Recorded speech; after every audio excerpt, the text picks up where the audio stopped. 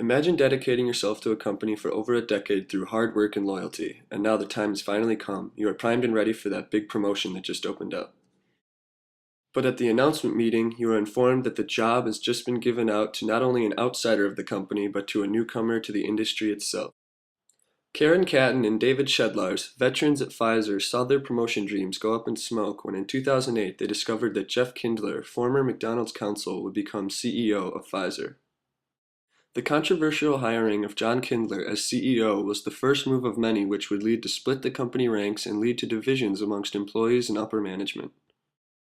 Had I been in the situation of getting passed up after years of dedicated service, my bags would have been packed and I'd be long gone. I wouldn't have stuck around for the controversial business decisions and leadership tactics that would see Pfizer's stocks plummet. Most complaints of leadership under Kindler were a lack of autonomy, that is, to the degree which employees had freedom, independence, and discretion to do their jobs. Kindler's past as an attorney played a role in his need to know every little detail about the company as well as his propensity to argue about said details. His overwhelming style was described by employees as micromanaging, which clearly does not support an autonomous work environment. When George Evans, a respected lawyer who had worked at Pfizer for over 26 years, learned of the leadership change, he promptly resigned. He explained that you have to have some sort of level of respect for the person you're working for. It was evident that he did not feel a strong sense of supervision satisfaction. Those who stuck around under Kindler would also find themselves with low satisfaction for their superior. And an incident in which he berated an employee at a retirement party stands out as the most egregious of Kindler's actions. It should be noted that Kindler was not completely to blame for Pfizer's rough period. A combination of expiring patents and poor board decisions ultimately brought down the company's record-high numbers.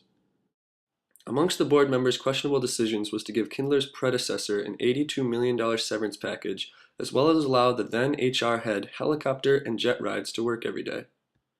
The questionable expenditures relate back to pay satisfaction. Clearly the beneficiaries of the lavish expenditures were satisfied, however, the rest of the employees surely felt they were undeserved. The decisions by Kindler and the board who put him in charge led to a toxic environment amongst the company with many sects forming. It became clear that the leadership style was damaging to every aspect of the value percept theory. Eventually the board realized this and Kindler was forced out. When the dust settled, longtime Pfizer employee Ian Reed took the company to greener pastures by restoring a more enjoyable work environment and brought stock prices back up. Reed, considered the ultimate insider, benefited from the promotion satisfaction theory by becoming CEO after starting as an auditor with Pfizer in 1978. Many pieces must be put in place in order to run a successful business, but if this article taught me anything, it's that happy employees are the most important piece.